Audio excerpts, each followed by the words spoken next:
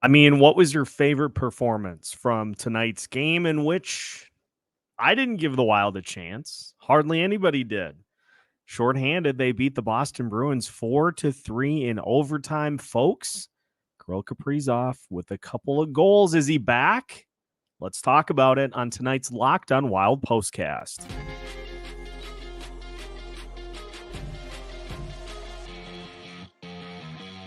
You are Locked on Wild postcast, part of Locked on Minnesota on the Locked on Podcast Network. Your team every day.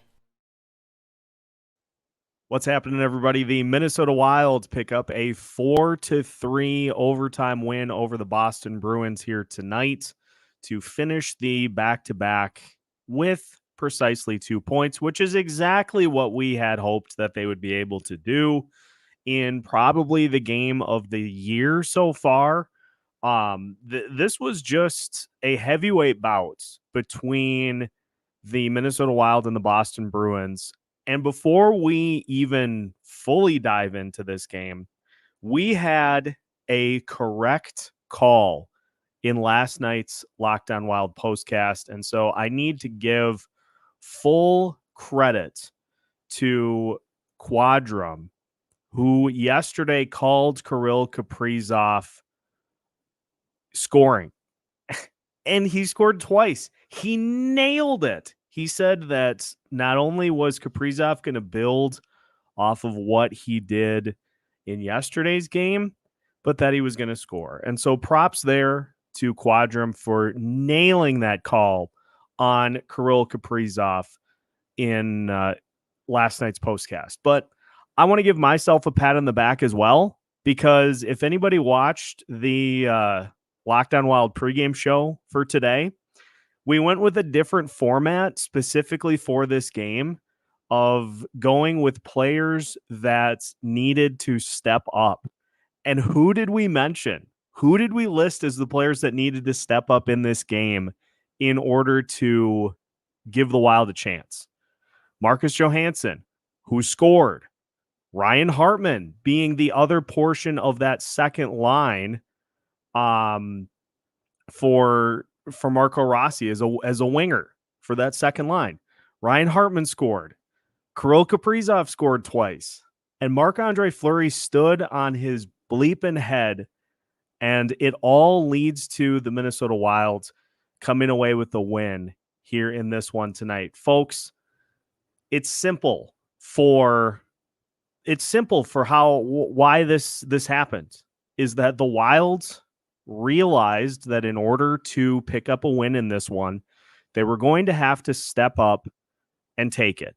They were going to have to go get it themselves. It wasn't going to be given to them. They needed to take the opportunity, and without Mats Zuccarello, without Jared Spurgeon, without Jonas Brodin, they just went and they won the thing.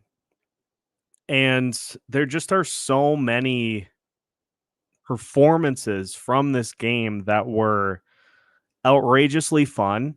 I was captivated watching Marc-Andre Fleury just do his thing the entire night because he was outrageously good. I said chaotically good on Twitter, and I meant that in a good way because I think when Marc-Andre Fleury's at his best is what we saw him doing tonight, where he's sprawling out, making saves. He is being athletic, being acrobatic. It's nerve-wracking for us to watch, but good Lord, that is when he's at his best. And Marc-Andre Fleury, no mistake about it. Marc-Andre Fleury was at his best tonight. And the Wild needed every bit of it because for a while, it was difficult to get things past Linus Ullmark because guess what? He said, okay, Fleury, you want a little goalie battle here? Game on. And those two just dueled down the stretch. The third period and overtime is some of the best hockey you'll ever see. And the fact that Kirill Kaprizov rose to this one and said, you know what? I'm tired of hearing all the talk about me not being on my game. I'm tired of all the talk of people wondering when I'm going to score again. And so I'm going to go get 2 goals, including the game winner. And guess what, folks? He got to the net. He got to the dirty areas. We reference Brett Marshall tweets on almost a daily basis.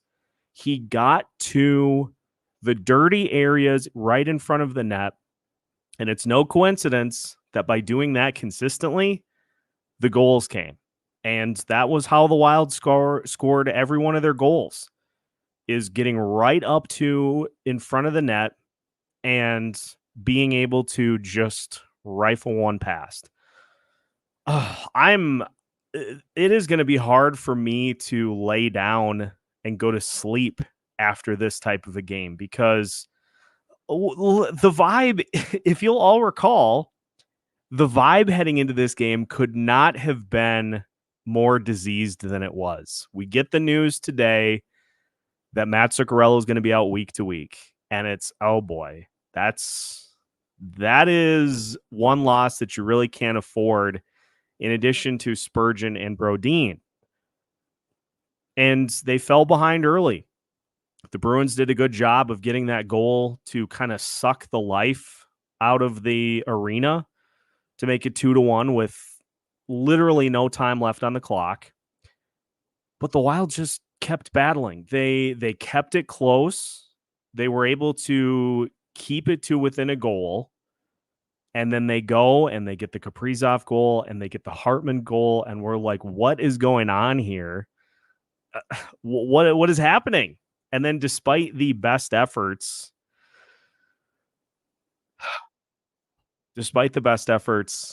of a particular player at the end of the game, and I saw that there was some discussion as to whether or not it was a legitimate penalty, but anybody that listens to this show knows that I don't like to go down that road ever.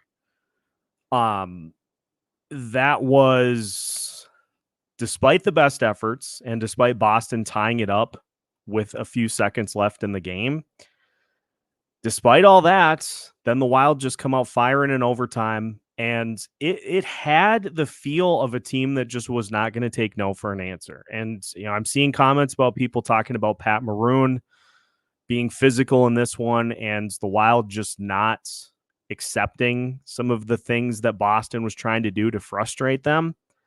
It was a full team effort in this game tonight. It was one of those, you go to a team like this, you go to their arena, and you kind of expect that they're going to be able to dictate how things are going to go. Welcome to our arena.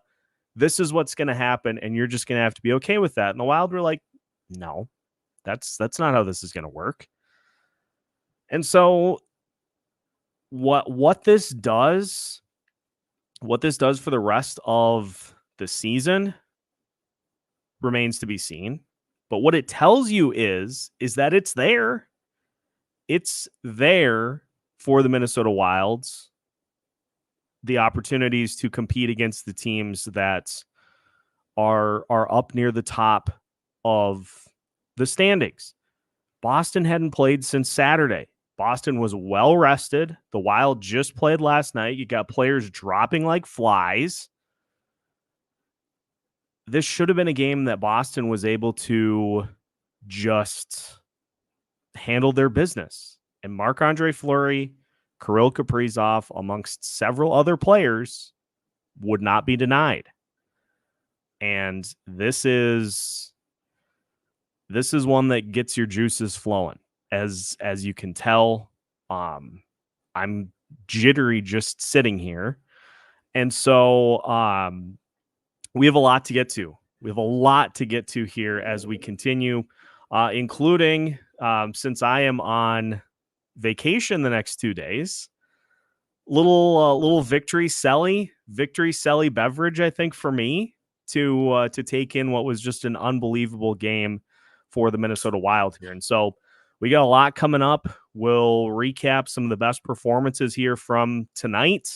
We're going to hang out because I got nothing going on in the morning. And so we're just going to hang out and we're going to talk this one out because this was arguably the best game of the year for the Minnesota Wild. And so we'll break down everything that we need to as we continue today's episode of Locked on Wild.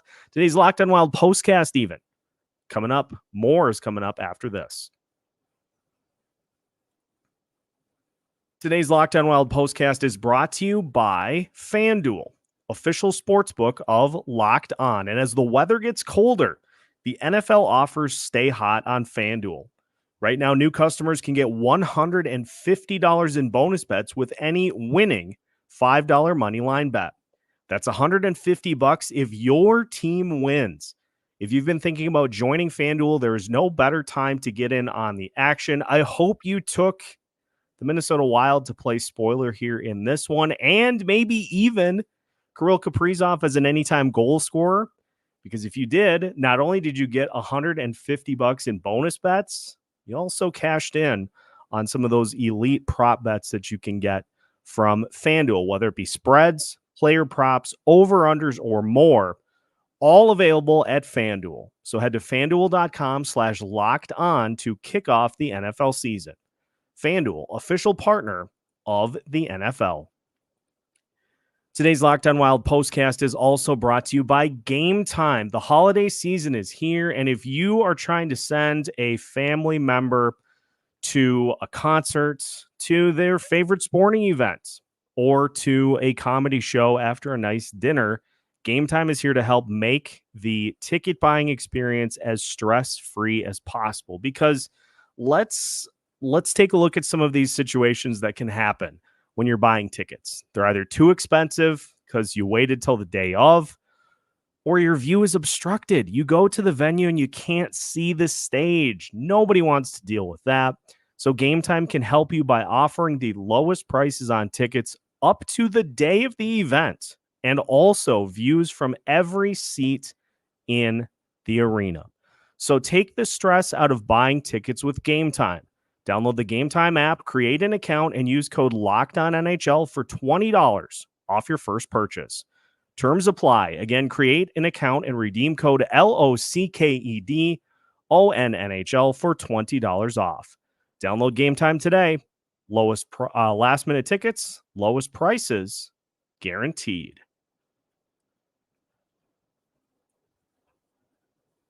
Final score tonight, the Minnesota Wild pick up a 4-3 win in overtime as the Minnesota Wilds get their one win on the road in the little 2-game mini road trip. It just wasn't the one we expected it to be, but it was indeed one of the games of the year. And so to you all joining us here tonight, I say cheers. Victory Selly after an outrageously fun game. Just fun hockey, back and forth, big chances, big saves by the goalies, and the guy that we've been waiting for a long time to have that I'm here game had his I'm here game. Kirill Kaprizov with both goals, and as Michael Russo noted at the end of the action, Kaprizov had 6 shots in the third period and overtime here tonight. And he got to the front of the net. He got to the dirty areas, as we've heard. And it's no coincidence that he picks up 2 goals here in this one tonight. And now he has 5 even strength goals on the season after having 3 for the last ever. So let's get to the comments, and I'm just going to sit back and we are going to just have a lot of fun in this one. Again, let's give a shout out to the guy who called it last night. This is one of the most unreal calls that we've had in the show over the last couple of years. Quadrum called it last night. He said Kirill was going to score, and he said that he was going to put his best game together after what he did last night, and he did. He had just an unreal performance here tonight. He had shots throughout the game. He was zipping around. He looked as close to what he has been pre-injury he looked as close to what he has been before the injury as he has at any point this season. And so I think the fact that we continue to just say he just needs to find a way to either play through it or get comfortable enough to be able to do similar things while dealing with it. And he's probably still dealing with it, but he now has finally gotten to a point where he knows what he needs to do to still be productive. And that all came in the last couple of games. He had a good performance against the Penguins last night, and now he followed that up with a tremendous performance against the Boston Bruins here in this one. So that was one of the huge parts of the game. But as Jeremy notes, let's also give some thanks for Marc-Andre Fleury, who had he had the otherworldly performance. And I know there's been a lot of attention to what happened over the last couple of days with not getting the start in Pittsburgh, getting the start against the Boston Bruins here tonight instead. 40 out of 43. He made 8 saves with the Bruins on the power play. He was outrageously good in this one tonight, and the Wild needed every single save, especially early on, to come away with the win here in this one tonight. So outrageous performance for Fleury in a good way. Kaprizov as well. Let's not overlook the likes of, let's give Brock Faber another shout out. 30 minutes, 19 seconds. He had an assist. He was a +2 on the night. He had a block. He played 3 minutes, 32 seconds on the penalty kill. He got power play time. The Wild only had 1 power play in this game. I believe, actually, I think they might have had more than that. No, they did just have the one. And hey, the Wild scored a power play goal in this game tonight. It's like Christmas. It's like early Christmas. The Wild got a power play goal. They got 2 Kirill Kaprizov goals, and it was outstanding. Tyler joining us. Update on Vinny. He's fine. Should play on Thursday. I saw some of the comments after the game, and he said he was okay leaving the locker room because I thought Lettieri was great at points tonight. He had that huge block that led to him having to leave the game. And so I am glad to see that he is okay because, again, as we've seen at points throughout this season, anytime he gets an opportunity to step in, he looks the part.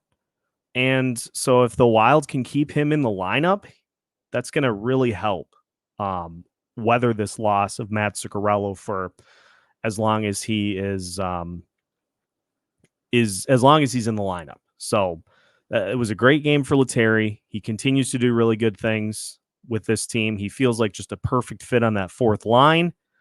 And so as long as he continues to get that spot, I think you can expect you're going to get quality minutes from him as the games go. Bob joining us. No nicknames to throw out tonight. I'll give JoJo back his M so that he's not just Marcus Johansson. And we talked about it in the pregame that Johansson was going to have to be one of the players that stepped up to fill the loss of Mats Zuccarello.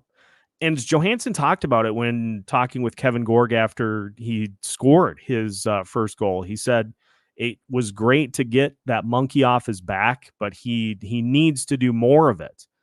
And so we point stuff out like that in these shows and on Twitter and on social media. Players know it too.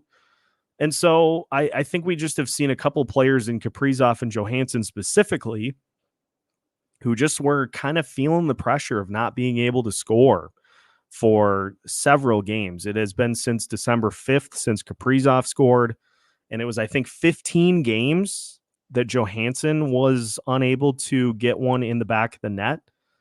And so now he does, and now the key is to build off of it and to continue it forward into Thursday's game against the Montreal Canadiens. Quadrum is as goated as Jay Foster from Locked On Blue Jackets, calling the Columbus-Toronto game ending 6-5 in overtime. That sounds unhinged. I love Jay to be able to call something like that. I hope I never have one of those moments from a bad perspective, because I would not want to be that correct for the final outcome. I sing too much. Flowers' best game in a Wild sweater. It's up there for sure. I would have to really go back and look to see some of his better games, but this definitely is up in the top of the list. And so maybe we'll do that. I'm trying to do some rankings episodes, because I'm going to be taking some days off between Christmas and New Year's. In that, I'm trying to work ahead a little bit so that we still have content for those days. And I'm thinking about doing some rankings episodes. So maybe a Fleury games, best Fleury games in a Wild sweater. Maybe that makes the list. We'll see. But it's as far as recency bias goes, it's definitely up there, because he was just sensational here tonight. Zeke joining us. Flower and Kirill said, "Hop on, boys," and they guided them all the way to a win, which this team, I think, needed after the news that came out earlier today about Zuccarello. Bob, once again, Brock Faber needs to take the number 7 off. Why? Because it should be a big S, and he should have a cape. Does he dress in a phone booth? Honestly, Super Faber. Let's get that going. Super Faber. Another 30-minute effort. Another just amazing defensive performance for Faber. And again, the trio in this one. Faber with 30 minutes, 19 seconds. Middleton with 26 minutes, 43 seconds. By the way, at what point do we go to let's get Jake Middleton as the second power play quarterback? Because he is starting to let it rip quite frequently as a defenseman. And I don't think that's any coincidence. That is why he has a career high 5 goals already. He's starting to really let it fly from an offensive perspective. And so if he continues to do that, maybe you give him a shot. But I think the fact that Faber continues to be the guy for power play 1, let him get comfortable in that spot.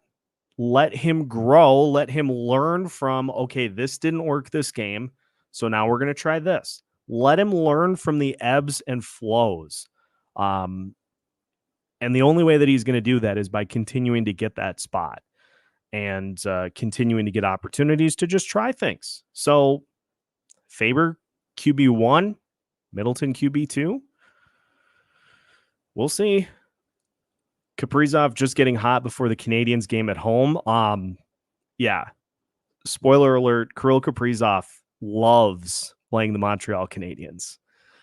So that could get dicey for Montreal, because guess what? Montreal's not great. Still. And they were horrible in that game against the Wild, and the Wild didn't play all that well.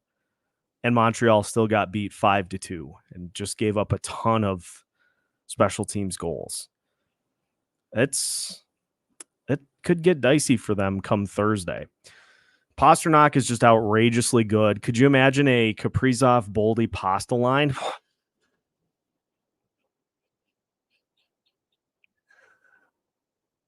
I can, and it's disgusting. I don't need to go any more into that, because that's what do the kids say? NSFW. That combination would be outrageous. Bob giving some kudos to Pat Maroon for handing out the retribution. He mopped up the ice with whoever he ended up fighting. I want to give Brock Faber some credit too, because at one point Marchand took Vinny Lettieri and he tried to face wash him into the ice, and Faber came in it was Middleton. He face washed Middleton face first into the ice, and Faber came in and got him off of Middleton and separated the two. And then Marchand tried to go after him a little bit. Brock Faber doesn't care. even at as young as he is, he does not care about who he goes up against. He's not afraid to mix it up with anybody. And that, again, is another characteristic of leadership that you'll love to see. And Brock Faber just has every single key leadership component that you would want, including standing up for his guys when rats do rat things, which there was a lot of that going on in the game tonight. Ron joining us. This might have been Fleury's best performance in a Wild jersey against a great opponent. Yeah, I know there's been talk about this in the comments that the Wild have been beating a lot of teams that they were better than in the standings, which is what you hope they would do. But they just haven't had a ton of wins yet against those teams that they're trying to catch, or those teams that are solidly in the postseason picture. Because you look at it, you've lost to Toronto a couple of times. You lost to the Los Angeles Kings early on. You lost to Colorado, Dallas, New York Rangers. And so, yes, I know they do have the shootout win against the Rangers too. But the point being is that you haven't had a ton of these wins yet against the teams that are in the playoff picture. And this is definitely one of them now. This win goes into that category, and you bank it, and it can never be taken away because, again, the Wild were playing on the second night of a back-to-back. Boston was fully rested, and the Wild came out on top. And yes, credit to Boston for battling to be able to take a point. But the fact that the Wild got two is huge. And the fact that they had the lead until the final 2 minutes of the game, and then all of a sudden they had to try to defend a 6-on-4. The fact that they had the lead until late is just a key to them continuing to battle and pick up some points that they desperately needed here tonight. Keith joining us. All the other teams in the wild card race lost tonight. Yeah, let's do a quick scoreboard check. As of right now, you have the St. Louis Blues, who got beaten by the Tampa Bay Lightning by a score of 6-1.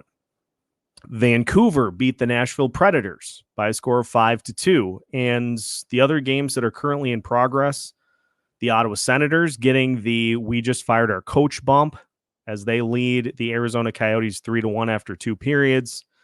And Chicago and Colorado, I'm not going to say the score because I don't want to jinx it. But then again, it's Colorado and it's Chicago. That one we're not as worried about. We're worried about the teams that are directly in front of the Minnesota Wild. And for the first time in forever, it seems like everything kind of finally lined up that the Wild were actually able to gain ground on them. So that just is icing on the cake, cherry on top here for this one tonight. Quadrum, how can Hines advocate fast play and yet play Alex Goligoski over a much younger Mermis? This is, I think, the one spot I think that we all kind of are in agreement about, is that, yeah, it's been great. The things that we've seen from this team, the players that are getting opportunities down the stretch that are different than guys that we saw under Dean. It just seems like that back end D pairing just continues to be kind of the soft underbelly for this team. Goligoski and Bogosian, they ended up being a -1 each. They were on the ice for one of the goals. And the penalty at the end of the game in which Boston scored on, I saw people suggesting on Twitter that it was a stick lift. My point is that you can't put yourself in the situation to be called for something like that at that critical of a moment. And this is something that we continue to see from this team. And it was Alex Goligoski. He had the puck bounce off of his stick against Pittsburgh, and that led to the early goal off a turnover. And so we see it. the question is just, why does it continue to happen? And so, I don't know. I don't have the answers because I've been advocating for it for a long time, that it needs to be Mermis time. No, I'm not even going to try to make a rhyme there because it wouldn't have gone well. Amanda joining us. Looks like Boston didn't really get under our skin too deeply. It was a pretty well-rounded game, and Fleury was able to hold his own well. He was able to hold more than his own in this game. And yeah, that was, I think, the critical component, is that this Boston team tries to get opponents to get frustrated. And that's when they pounce on you with their power play. We saw it at the end of the game. That's where they get you, is they pounce with their power play, and then they ride their goaltending and defense to wins. And the Wilds, I think the key here is that the Wild took care of the nonsense in that moment. Like when Maroon fought, when Dewar fought, they handled the business in that moment, as opposed to maybe waiting. Because then, with Maroon, like he ended up having to go to the room for a bit. But then you give yourself the opportunity to kind of get that out of the way and then focus on the hockey at the end of the game, to where you're not having to try to slobber knocker your opponent. And so I think that's a credit too to how the Wild decided, let's take care of the nonsense at this moment, as opposed to letting it fester throughout the rest of the game. Continuing to look at some of the other comments here, I do want to mention, for those that missed it in our pregame preview today, Locked on Wild has been nominated for the best hockey podcast in the Sports Podcast Awards. We are one of the finalists. Our good friends at the Bar Down Beauties, Jesse and Kirsten, are a finalist as well. And so head to Locked on Wild on any social media platform that you follow them, and just look for the link to vote. If you have not voted already, just throw Locked on Wild a vote. I don't know what ends up happening if we win, but to be nominated as one of the best hockey podcasts for this award feels really good. And it's kind of, it's gratifying for all the work that gets put in. And so it would be really cool to win it. But again, I don't know what happens if we do. So just find the voting link. I will put it in to I'll put it into the next couple of videos. And so for tomorrow's episode, just look for the link in the description of where you can go vote.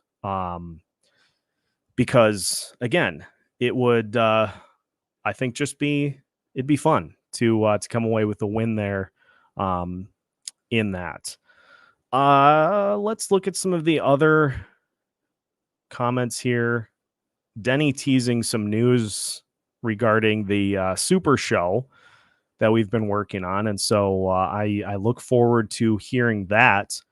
Tracy wondering if it seemed that Fleury was a little somber in his post-game interview, as if it was his last regular season game in Boston. It could have been that. It could have been the fact that he was just exhausted after that type of a game. It could have been a number of things. But yeah, I think maybe with the fact that all the Pittsburgh stuff happened yesterday, that kind of went into his head at the end of this game. That could certainly have been a possibility for why that was. Swerve, Faber won't get a look for Calder because the new money meat is Bedard. Well, I don't think you're wrong there, but I think the Wild have a couple of players making some huge noise in regards to the Calder Trophy that I would hope would lead to at least one of Rossi and Faber being a finalist. Rossi is trailing by only a few in terms of rookie points. Faber is right up there as well. And so I would hope that their continued good play will lead to them being able to get in as finalists. And maybe somebody steals it. Zeke wondering about Spurgeon's status. It sounds like Spurgeon was skating back here in Minnesota. He didn't make the trip as we had predicted that he would.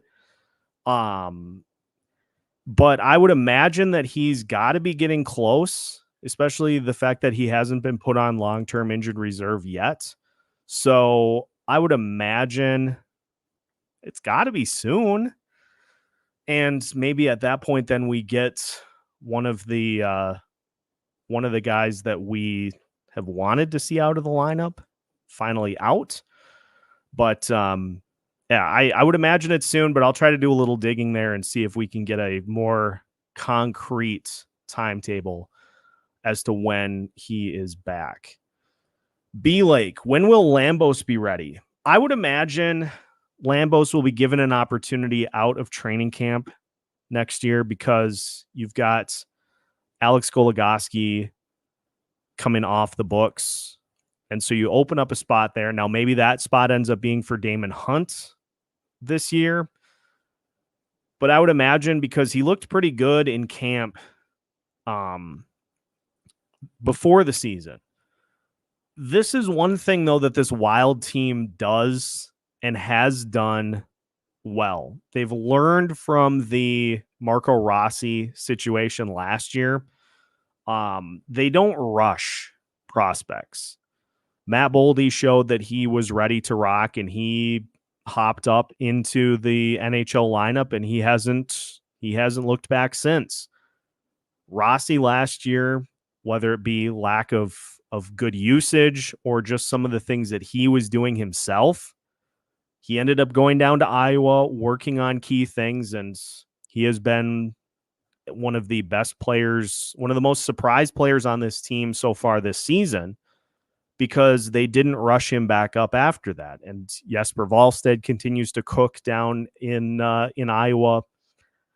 And there is no indication that he is going to be brought up here at any point soon because, again, just give him the seasoning down in Iowa before he is relied upon to do a ton up here at the NHL level. And the goaltending situation, for the most part, since early in the season has righted itself.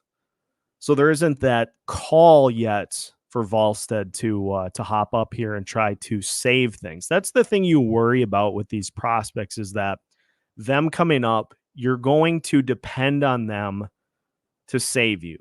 And there really aren't a ton of rookies that can actually do that for a team.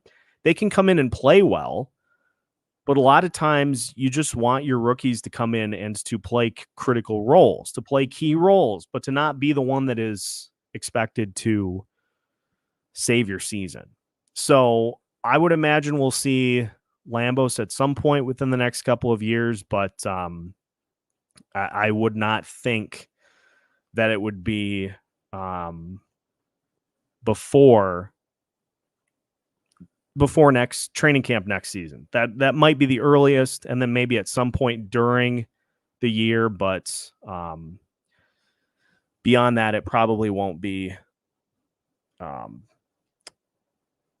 through this year yet.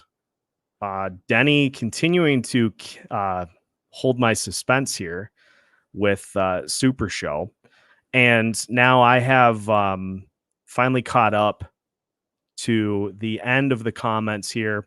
I wanted to wait because I didn't want to jinx it, but now we can say that the Colorado Avalanche lost to the Chicago Blackhawks tonight by a score of 3-2. Connor Bedard did not score a goal, but he did have 2 assists.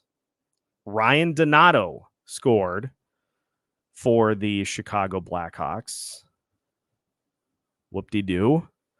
And so it was a banner night for the Minnesota Wild here tonight. They pick up a huge win.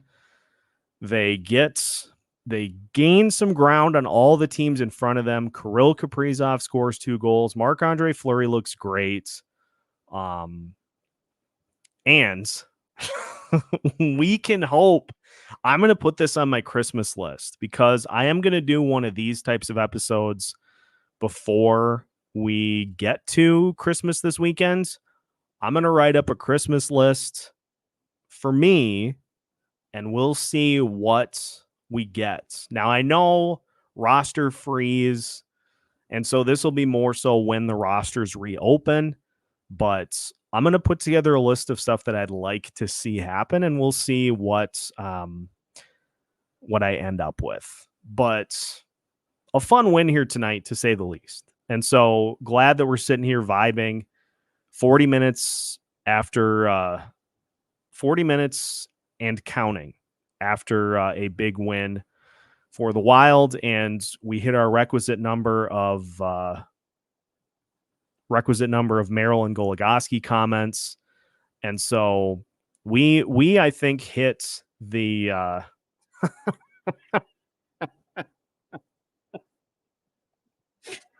John Merrill All-Star game. Stay tuned. Maybe. I hope not. But and then the other thing that I'm going to do, I'm actually low-key kind of excited for this. Because I think this is going to work out really, really funny. I have put together a rendition of the 12 Days of Christmas that I am going to actually sing, and we'll put on social media. I'll probably do an episode centered around that as well, going through the 12 things that the Minnesota Wild have given us so far this season. I do have to kind of rewrite it because the point totals are off for one of the items.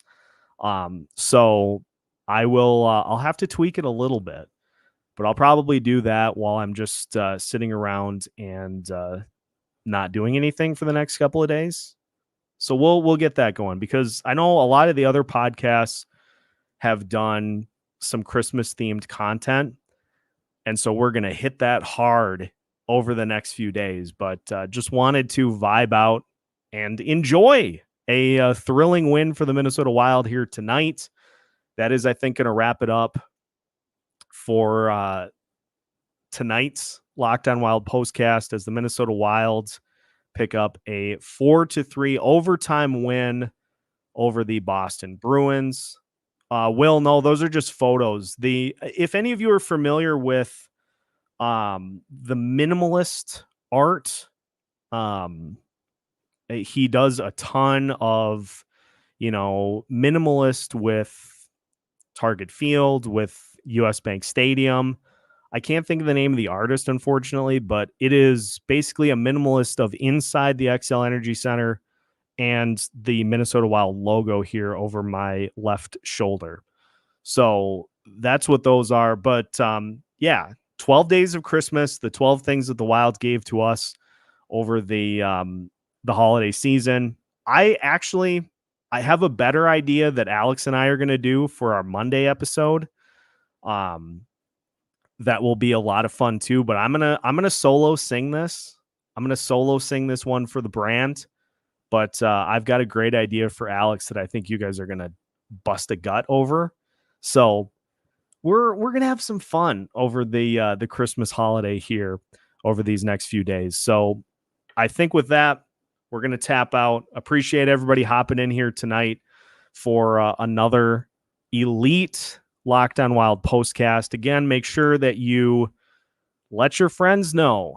Give us a like and give us a follow. Follow us on social media. Follow us on YouTube. Hop in the comments section on YouTube and just have a good time with us, because especially after wins, we just like to celebrate and just let loose. And hopefully there will be many more. Hopefully there will be one on Thursday against the Montreal Canadiens. But that'll do it for tonight. Thanks, everybody, for joining. Thank you for all of you join in the comment section here each and every night. And you can follow us for more Minnesota Wild content by just searching Locked On Wild on your favorite podcast platforms.